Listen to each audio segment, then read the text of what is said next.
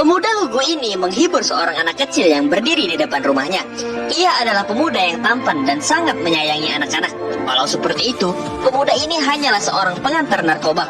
Ia berkeliling bersama temannya mengitari kota dan mengantarkan pesanan demi pesanan narkoba kepada semua customernya. Amir namanya, seorang anak laki-laki yang tinggal di kolong jembatan di sebuah kota yang bernama Mumbai. Ia kedok kapal, ke sebuah pasar, dan hingga di tempat pedagang kaki lima yang memesan narkoba dengan dirinya. Amir kemudian pergi ke sebuah rusun di tempatnya sekarang untuk menemui bandar narkoba tempat ia mengambil barang antaranya. Ketika di sana, Amir melihat betapa suramnya kegiatan yang ada di rusun ini. Prostitusi di setiap kamar dan juga perjualbelian wanita berada di hadapannya sendiri. Amir melihat standarisasi harga dari wanita penghibur yang akan diperdagangkan dengan melihat keadaan fisik wanita tersebut. Amir kemudian masuk ke ruangan bandar ini dan ingin meminta bayaran dari pengantaran yang selama ini ia lakukan. Akan tetapi, bandar ini tak memberikan upahnya dan akan memberinya 1 atau 2 hari lagi. Amir kemudian meminta uang muka, namun bandar tersebut malah marah dan tak memberikan sepeser pun. Lalu Amir pergi. Bandar itu tersinggung dengan tingkah laku Amir dan menelepon polisi agar mematahkan kaki Amir, dan Amir pun pergi bersama temannya. Mereka kemudian datang ke sebuah gedung yang tak berpenghuni. Mereka berpesta layaknya anak muda yang memiliki jiwa muda yang menggebu-gebu, dan di sana juga terdapat markas narkoba dari bandar yang berbeda.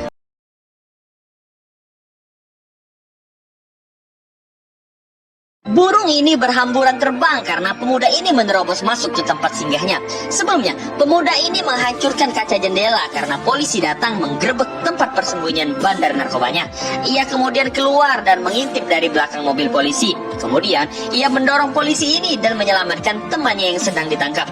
Amir kemudian berlari dan dikejar polisi ini. Mereka berlari sangat kencang sampai ke pasar ikan di pinggir sungai dan melewati kandang burung merpati di pasar itu. Amir terus berlari menjauh dari kejaran polisi dan tak tahu harus kemana.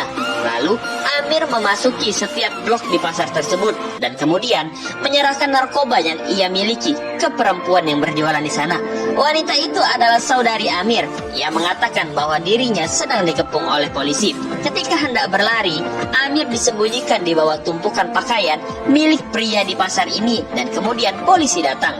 Polisi itu tak menemukan Amir. Mereka mencari Amir kemana-mana, akan tetapi Amir masih bisa selamat dari kejaran polisi tersebut. Kemudian Amir pulang dengan saudaranya menaiki bajai. Ia terlihat terluka, akan tetapi hanya paket narkoba yang malah ia tanyakan kepada saudarinya ini. Amir memberontak karena kakaknya tak memberikan paket tersebut karena bahaya kalau paket itu dikeluarkan sekarang dan akan memberikannya nanti di tempat yang aman. Kakaknya pun mengajak Amir ke tempat tinggalnya dan kemudian mengobati luka Amir. Bagaimanakah kelanjutan kisah Amir? Dua kakak beradik ini menangis melihat bulan bersama-sama dan mengingat orang tua yang telah meninggalkan mereka. Sebelumnya, Amir dan kakaknya sudah lama tak bertemu. Tara nama kakaknya. Amir bertanya, "Sejak kapan dirimu tinggal di sini?" Tara menjawab, "Sejak meninggalkan pria pemabuk itu," ujarnya, yaitu suami kakaknya. Ia menanyakan dari mana uang yang didapat untuk menyewa tempat ini. Tara mengatakan, "Aku bekerja dan meminta pinjaman sedikit untuk tinggal di sini."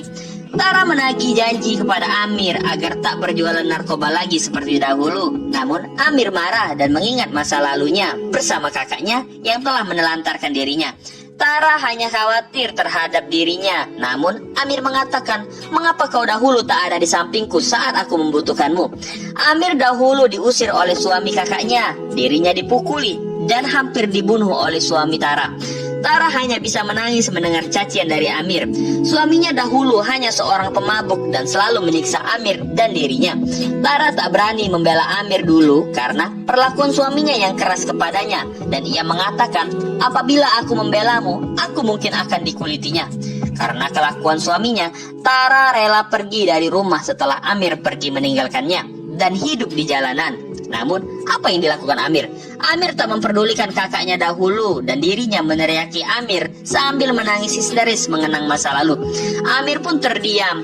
Ia keluar memandangi bulan sabit di langit dan mengatakan memikirkan ibunya ketika bulan sabit terang seperti ini. Dan mereka pun menatap bulan di malam. Tara memukul kepala pria ini dan kepalanya pun pecah berlumuran darah keluar mengotori spray ini. Sebelumnya, Tara sedang berada di tempat pacarnya yang ada di pasar. Ia kemudian keluar dan dilihat oleh pria yang menolong Amir kemarin. Pria tersebut memegang paket narkoba milik Amir kemarin. Ia memanggil Tara dan hendak memberikan paket tersebut kepadanya. Lalu, pria itu mengajak Tara ke tempat penjemuran laundry di pasar itu. Ia mengatakan kepada Tara, jangan dekati pria tadi dan jangan pernah menemuinya lagi. Pria itu menyukai Tara dan memohon agar Tara tak mendatanginya lagi. Demi mendapatkan paket itu, Tara bersikap manis kepadanya dan paket itu pun diberikan pria tersebut. Lalu, melihat Tara bersikap manis, pria itu tergugah. Ia kemudian memegang tangan Tara dan Tara pun langsung pergi. Akan tetapi, pria tersebut meraih kembali tangan Tara dan mengatakan, kau milikku. Tara langsung menamparnya. Tara berlari, namun berhasil ditangkap.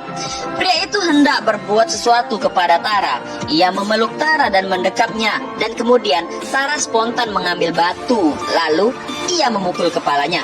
Darah pun bersimbah di spray tersebut.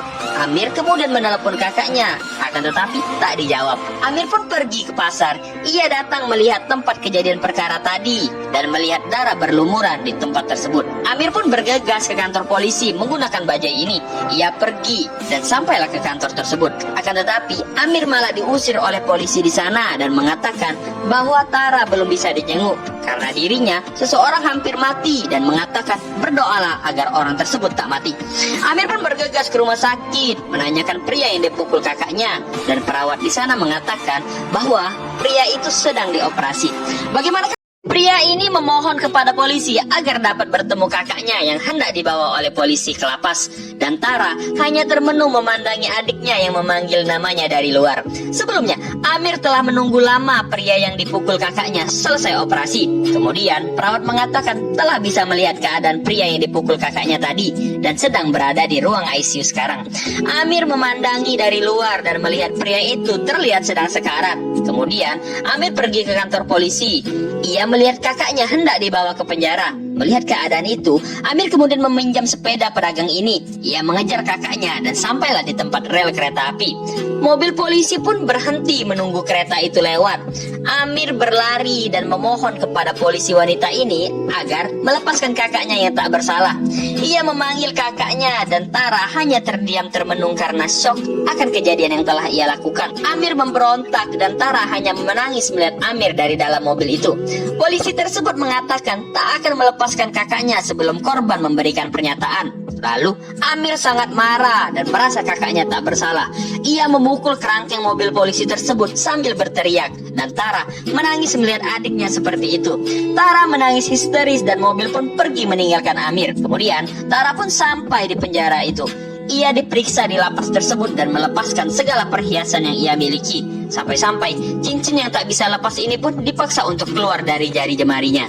Karena perbuatan yang ia lakukan, yaitu percobaan bunuh diri, ia akan berada di penjara tersebut sampai keterangan dari korban tadi diketahui. Dan apabila korban itu mati, maka Tara akan dijatuhi hukuman seumur hidup.